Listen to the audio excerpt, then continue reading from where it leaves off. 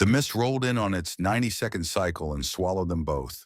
A dirt-smeared botanist kneeling beside a stone bench. A queen, eyes closed, scar exposed. His hand raised, not touching. 1 centimeter of charged air between his fingertip and 6 years of hidden grief. Neither moved. The fog held them like a secret. If you've ever been seen by someone who didn't flinch, you already know what this story costs. Stay close, subscribe, and let's go back to where this began. 3 weeks earlier, the ceiling bay had been on the left. He'd been told left. He was certain it was left. It was not left. Declan Shore had been aboard the Veliti vessel for 11 days when he pushed through the wrong door and found a garden that wasn't supposed to exist. Not in any manifest he'd been handed. Not on any schematic. Just there. A glass dome the size of a small amphitheater. Curved walls fogged with recycled mist. Watched grow lights cycling warm amber through a canopy of flowers he couldn't name on sight. Bioluminescent, most of them. Pale white and deep violet, and one extraordinary bloom near the center bench that pulsed a slow, underwater blue. He stopped in the doorway. She was already there. 7 feet of still authority, seated on the single stone bench with her back half turned, and no veil. The scar ran from her left collarbone to her jaw in a raised silver ridge, jagged as a fault line, sketching the grow light differently than the rest of her teal skin. Acid burn. His xenobotany training recognized the tissue border before the rest of his brain caught up. Her pale blue eyes found him in the same instant. The silence lasted exactly 4 seconds. Then she reached for the veil folded beside her on the bench, and Declan said the wrong thing entirely. "Sorry, I'm looking for Seedling Bay." He couldn't stop looking at the scar. He knew he couldn't stop. "That's incredible scarring." "Nah, looks like a river from orbit." The veil stopped moving. She stood, all 7 feet of her, slow and deliberate, and the temperature of the room did something complicated.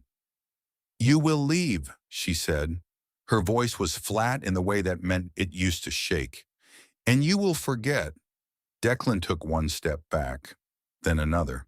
His heel found a root he hadn't seen, and the ground tilted, and then he was in the flower bed, specifically in the blue pulsing one. And the pollen came up in a soft, a luminous cloud and settled across every exposed surface of his face and neck and forearms. He glowed, unmistakably, entirely blue. He looked down at his hands, looked up at her. "I think," he said carefully, "your garden just claimed me." Thesara Mole, queen of the Veliti, stared at a glowing human sitting in her flowers. She had reached for her guards twice in the last 30 seconds. Her jaw was set. Her fingers were still around the veil. She sat back down. He didn't take it as an invitation. He just seemed to understand that leaving while glowing blue would raise questions he couldn't answer. So he stayed on the ground, crossed his legs, and started cataloging. Quietly, the way someone does when a thing is too beautiful to ignore and too important to rush. "Lumen root," he murmured, fingers hovering near a trailing vine without touching. "No, the node spacing is wrong. You're something else, aren't you?" He tilted his head and whispered something too low to carry. Thesara watched him. No one had ever sat below her and looked up without fear. He looked up with curiosity. That was worse. She hadn't decided yet whether worse was bad. Something shifted in that garden, quiet as pollen settling. If you want to know what grows in the space between a queen's silence and a botanist's patience, subscribe. This story isn't finished yet. Days passed. He kept coming back. Not with permission, not without it.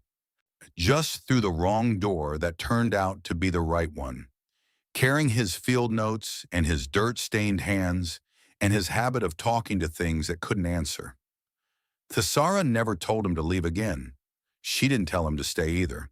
She simply remained on the bench when he arrived, veil folded beside her, and watched him work his way through her garden like a man reading a language he'd spent his whole life waiting to find. On the fourth visit, she asked him a question. One, small, precise. The vine near the east filter, what is it doing? He looked up. Reaching, he said. The light source shifted 2 degrees, it's compensating. He paused. They always find the light, even when it moves. She said nothing, but her eyes stayed on him longer than the vine. On the 6th visit, she asked about the scar. Not directly. She never did anything directly. She asked why the tissue border looked the way it did. Clean-edged, and almost architectural, and whether a xenobotanist would recognize the compound responsible. Declan set down his field notes. Acid compound, he said carefully, the way he spoke to sensitive specimens. The border is clean because it burned fast. Whatever it was, it didn't linger. He looked at the scar the way he looked at everything in this garden. Not with pity, not with flinching, just attention. Does it hurt? No. Her voice was even. It hasn't hurt in 6 years. The tissue is numb. Dead, essentially. He nodded slowly. Numb doesn't mean dead.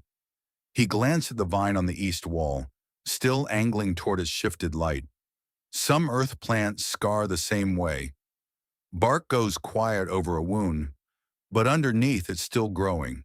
The tree doesn't stop, it just goes inward for a while. Thassara was quiet for a long time, then almost to herself. 6 years. Yeah, Declan said softly. Not pushing, just present. She looked at him. Something in the line of her shoulders changed. Not a collapse, not a fracture. More like a breath finally finished. She reached up, removed the veil entirely, set it on the stone beside her without ceremony, like something she'd been meaning to put down. Declan didn't make a sound. He moved to the flower closest to the bench.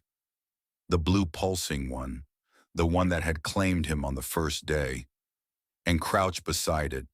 His hand rose slowly, not toward her, into the space above the scar line, following its ridge the way you trace a river on a map. Careful, unhurried, 1 centimeter of air between his skin and hers. He looked at her first. She nodded, barely, once. His fingertip moved, and the mist cycle hit. Fog rolled through the dome on its 90-second schedule, indifferent and soft, and swallowed them both the way it always did. When it cleared, neither had moved. She was still seated, eyes still closed, the scar still lifted toward the grow light like something no longer ashamed of existing. He was still kneeling, hands still raised, as if the air between them had become a thing worth holding. The blue flower pulsed once beside his knee. He looked down at his forearm and found it still faintly glowing. The pollen from that first day, or every day since, worked into the grooves of his skin the way soil worked into a gardener's hands. He hadn't washed it off. He hadn't thought to. Thassara opened her eyes. She looked at the glow on his arm for a long moment. Then she looked away, back at the east wall, where the vine had found its shifted light and was quietly growing. She did not ask him to wash it off. The mist filter cycled again. Warm, amber-lit, steady. What does it mean that she let him carry her garden's light out of that room and never said a word? Tell me what you think in the comments. Subscribe so you're here when the next story begins. And remember, then the most important things are almost never said out loud.